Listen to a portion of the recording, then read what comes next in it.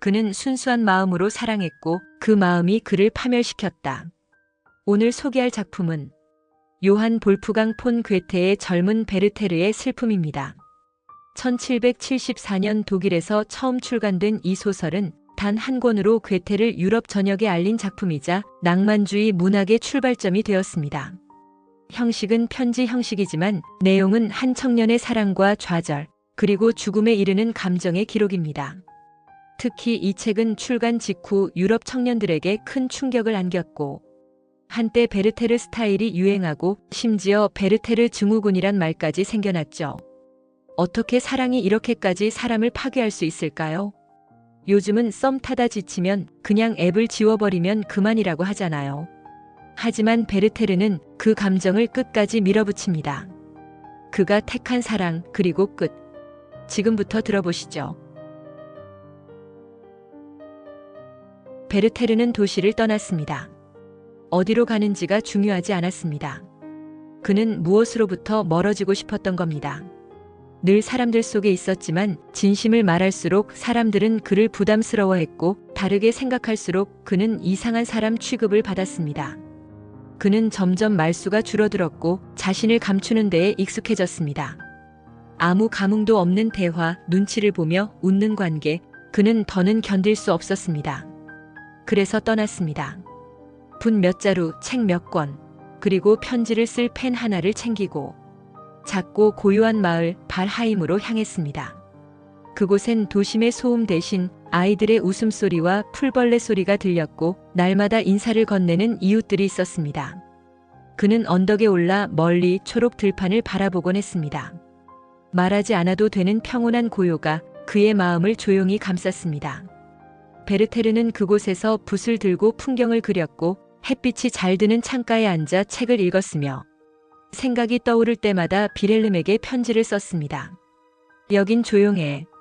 아무도 나를 괴롭히지 않아. 내가 누구인지 묻는 사람도 없어. 그는 더 이상 자신을 숨기지 않아도 되는 삶 속에 있었습니다. 그러던 어느 날 마을 청년들에게서 무도회 초대장이 도착했습니다. 처음엔 망설였습니다.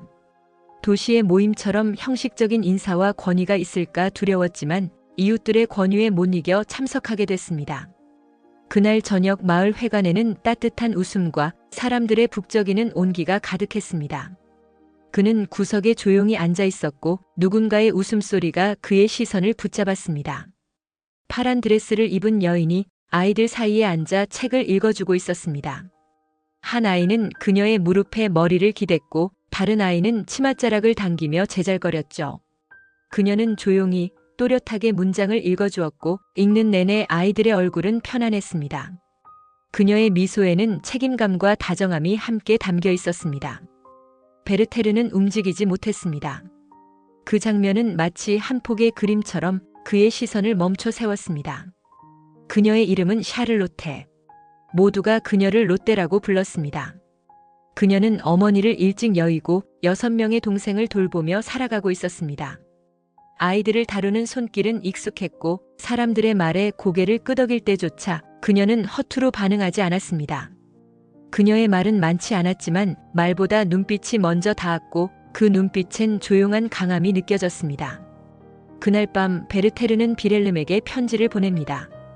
이상한 사람을 만났어. 나는 그저 구석에 있었을 뿐인데 그녀는 나를 단숨에 조용하게 만들었어. 그 만남은 짧았지만 그 짧음 속에 그가 잊고 지냈던 감정이 깨어났습니다. 도망치듯 떠났던 삶에서 뜻밖에도 한 사람을 통해 새로운 문이 열리고 있었던 겁니다. 그는 아직 몰랐습니다. 그날의 미소가 자신의 삶 전체를 다시 쓰게 될 줄은요. 그날 이후 베르테르는 자연스럽게 롯데와 마주치는 시간이 많아졌습니다. 약속을 하지 않아도 기다리지 않아도 마을 어귀나 산책길에서 우연처럼 만남이 이어졌죠. 그들은 나란히 걷고 꽃을 바라보고 아이들의 이야기를 나누고 책 속 문장을 한두 줄씩 읊조렸습니다. 롯데는 말수가 많진 않았지만 한마디를 할 때면 상대의 눈을 깊이 바라보았고 그 시선엔 늘 진심이 담겨 있었습니다. 그녀와 함께 있을 때면 굳이 말로 채우지 않아도 마음이 편안해졌습니다. 그저 나란히 걷는 것만으로도 베르테르는 가슴이 벅차오르는 걸 느꼈습니다. 처음엔 그 감정을 호감이라 말하며 스스로를 안심시켰습니다. 그건 사랑이 아닐지도 모른다. 혼잣말로 다독였죠. 하지만 롯데가 고개를 끄덕이며 들을 때의 표정, 가끔 터지는 짧은 웃음소리, 책장을 넘기다 마주치는 손끝의 따뜻함까지도 그를 서서히 끌어당기고 있었습니다. 어느 날 그녀가 들고 있던 책이 눈에 들어왔습니다. 오시안의 시집이었습니다. 그가 오래전부터 사랑해온 시, 그리고 마음속 깊은 곳을 건드리는 문장들이 담긴 책이었죠. 이 책을 좋아하세요? 그가 조심스럽게 묻자 롯데는 고개를 끄덕이며 말했습니다. 이 시인은 마음을 그대로 적는 것 같아요. 슬플 땐 그 슬픔을 숨기지 않아서 좋아요. 베르테르는 그 말이 오래 남았습니다. 감정을 숨기지 않고 말하는 그녀의 모습에서 자신과 통하는 무언가가 느껴졌기 때문입니다. 책이나 일상의 말투가 아니라 마음 깊은 데서 끌어낸 말 같았거든요. 그날 밤 그는 편지에 이렇게 적었습니다. 나는 그녀 앞에서 어떤 말도 쉽게 꺼낼 수 있어. 그녀는 말에 담긴 감정보다 그 뒤에 숨은 마음까지 헤아리는 사람 같아. 그 감정은 분명해졌지만 이름 붙이기가 두려웠습니다. 자신이 지금 느끼는 것이 정말 사랑인지 아니면 오랜 외로움이 만들어낸 착각인지. 그래서 그는 자꾸만 물러섰습니다. 그녀의 웃음에 설레면서도 그 웃음의 이유가 자신이 아니기를 바라는 모순된 기도를 했죠. 그는 그녀가 행복하길 바랐습니다. 그리고 동시에 그 행복 속에 자신이 함께 있기를 바랐습니다. 그러던 어느 날 오후 그들은 나무 그늘 아래에 앉아 아이들에게 책을 읽어주고 있었습니다. 햇살은 부드럽고 바람은 조용히 지나갔습니다. 그 순간 롯데가 조용히 입을 열었습니다. 곧 결혼할 사람이 있어요. 이름은 알베르트예요. 지금은 다른 도시에 있는데 곧 돌아올 거예요. 그녀의 말은 담담했고 그 눈빛에는 숨김도 흔들림도 없었습니다. 그녀는 진실을 말했을 뿐이었습니다. 베르테르는 잠시 침묵했습니다. 그리고 애써 미소를 지으며 고개를 끄덕였습니다. 그래요, 좋은 분이겠죠.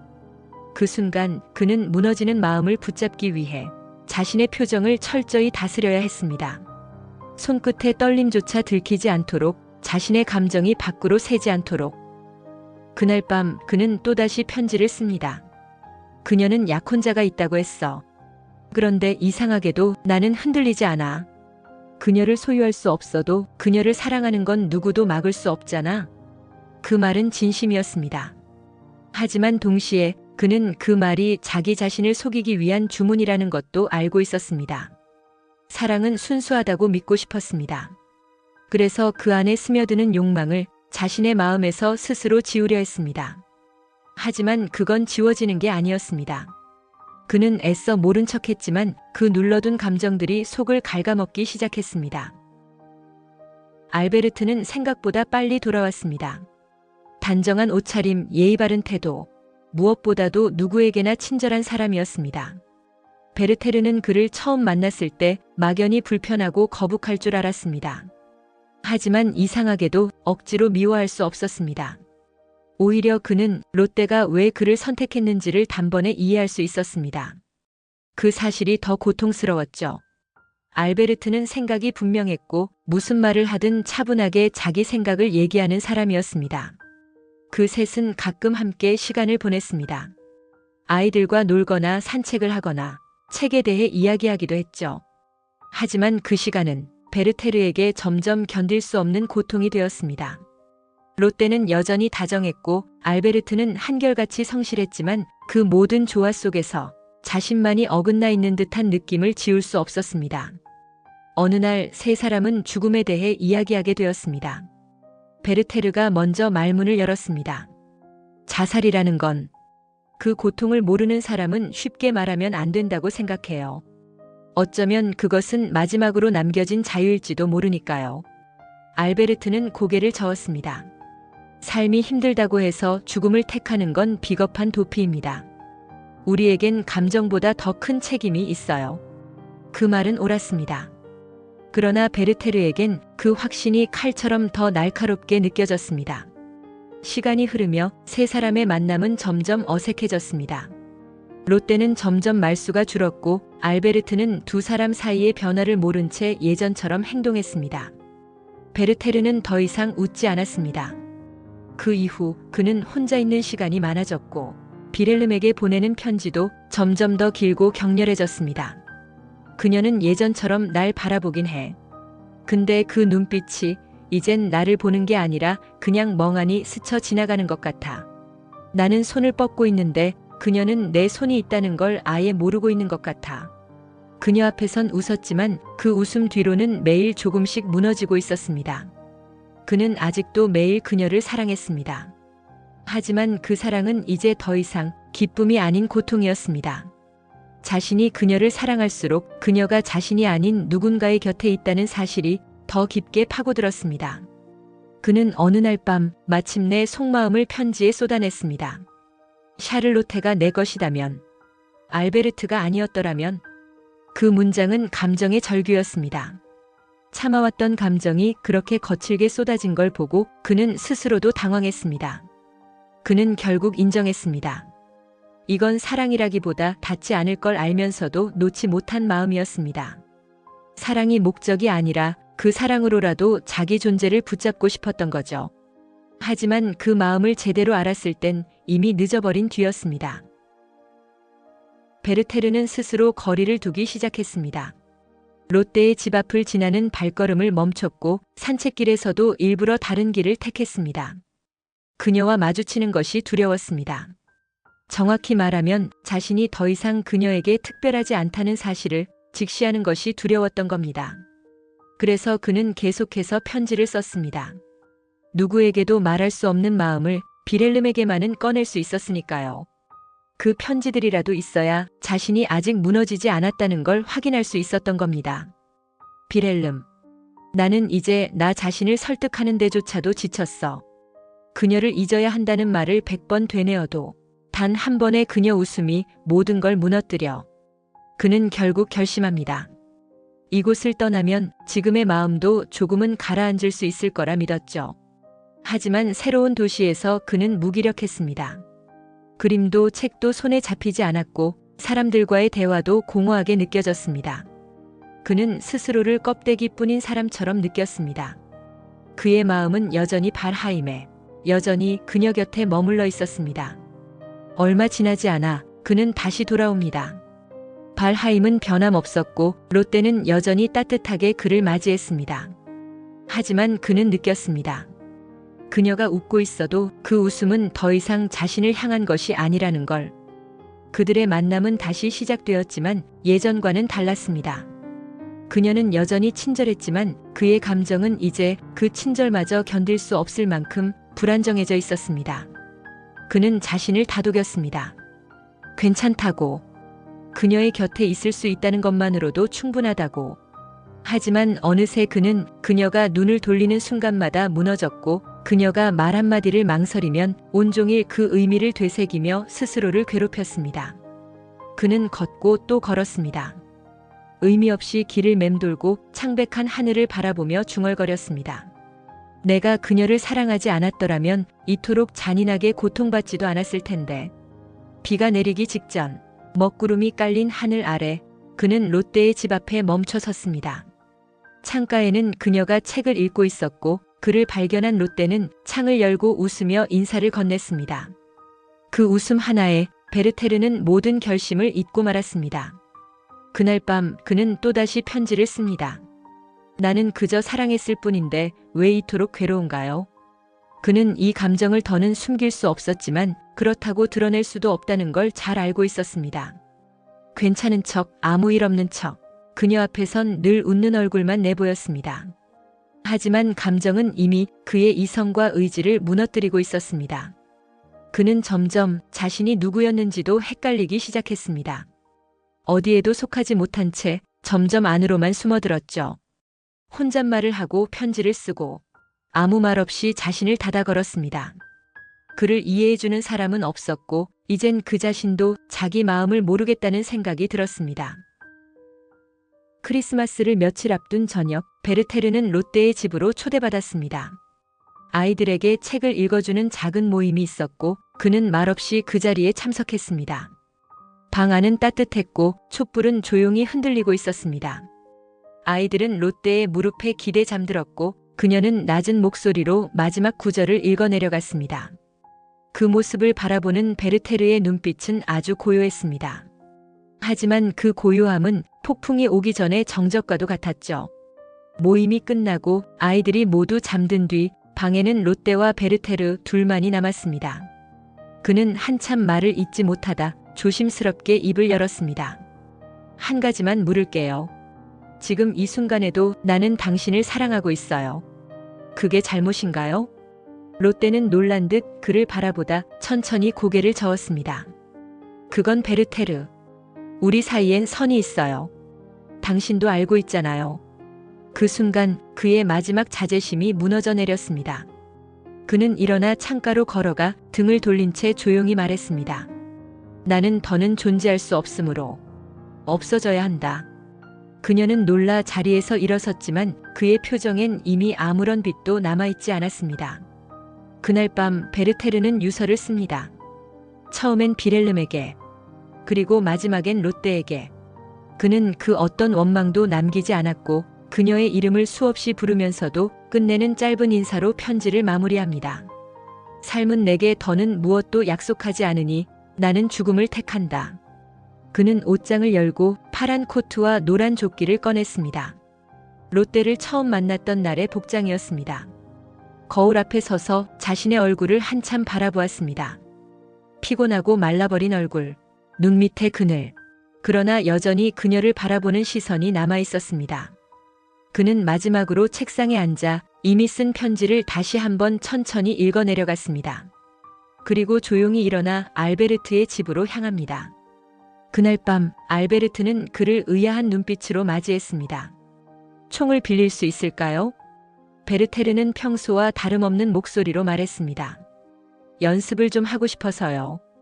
알베르트는 잠시 망설였지만 그의 말투도 표정도 너무나 차분했기에 별다른 의심 없이 허락하고 말았습니다. 그는 집으로 돌아와 총을 침대 옆 탁자에 올려두었습니다. 창밖은 어두웠고 달빛은 희미하게 스며들고 있었습니다. 그는 천천히 눈을 감고 그녀를 떠올렸습니다.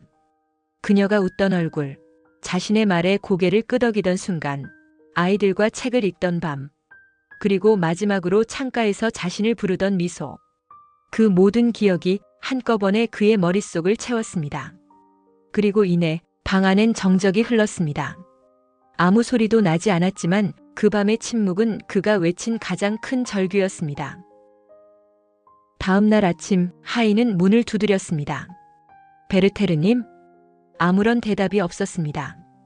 노크를 몇 번이고 반복한 끝에 문을 열고 들어선 방 안. 탁자 위엔 종이 조각들이 흩어져 있었고 침대 위엔 파란 코트와 노란 조끼를 입은 채 누워있는 베르테르가 있었습니다. 그의 눈은 반쯤 감겨 있었고 아직도 어딘가를 바라보는 듯 했습니다. 그는 살아있었습니다. 아직은요. 이웃들이 달려왔고 의사가 불려왔으며 알베르트와 롯데에게도 소식이 전해졌습니다. 롯데는 얼굴이 창백해진 채 방으로 달려왔고 문 앞에서 한참을 서 있었습니다. 그녀는 방 안으로 들어서지 못한 채 문틀에 손을 얹고 고개를 숙였습니다. 의사는 고개를 저었습니다. 총알은 깊었고 베르테르의 몸은 이미 너무 약해져 있었습니다. 그는 하루를 넘기지 못했습니다. 정오 무렵 그는 그 어떤 말도 남기지 않은 채 조용히 눈을 감았습니다. 장례식은 조용히 치러졌습니다. 자살한 자에겐 교회의 땅이 허락되지 않았기에 그의 무덤은 마을 외곽에 그늘진 언덕 아래 마련되었습니다. 알베르트는 무덤 곁에 조용히 서 있었고 롯데는 끝내 그곳으로 향하지 못했습니다. 그녀는 방 안에 틀어박혀 그가 남긴 편지를 반복해서 읽었습니다. 처음엔 자신의 이름이 나오는 줄마다 손끝이 떨렸고 다 읽고 나서도 한 줄 한 줄을 다시 더듬으며 그의 문장을 머릿속에 새겨 넣었습니다. 그녀는 그날 이후 말수가 줄어들었고 사람들과의 거리도 멀어졌습니다. 누군가는 말했습니다. 그는 순수한 마음으로 사랑했고 그 마음이 그를 파멸시켰다. 그 말은 동정이 아니었습니다. 그의 감정은 누구보다 치열했고 그 사랑은 누구보다 깊었습니다. 베르테르는 마지막까지 사랑을 증명하려 했고 그 진심은 끝내 누구에게도 닿지 못한 채 자신을 불태웠습니다. 어떤 사랑은 사람을 살리고 어떤 사랑은 사람을 무너뜨립니다. 베르테르의 사랑은 끝내 세상에 머무를 수 없었던 마음이었습니다. 젊은 베르테르의 슬픔은 1774년 25살의 괴테가 발표한 데뷔작입니다. 작가 본인의 실현 경험과 실제 자살 사건을 토대로 쓰였으며 이후 베르테르 효과라는 자살 모방 심리 용어의 기원이 되었습니다. 당시 이 소설은 유럽 전역 청년들의 감정에 불을 지폈습니다. 모두가 베르테르처럼 말하고 옷을 입었으며 사랑했습니다. 심지어 베르테르처럼 생을 마감하기도 했습니다.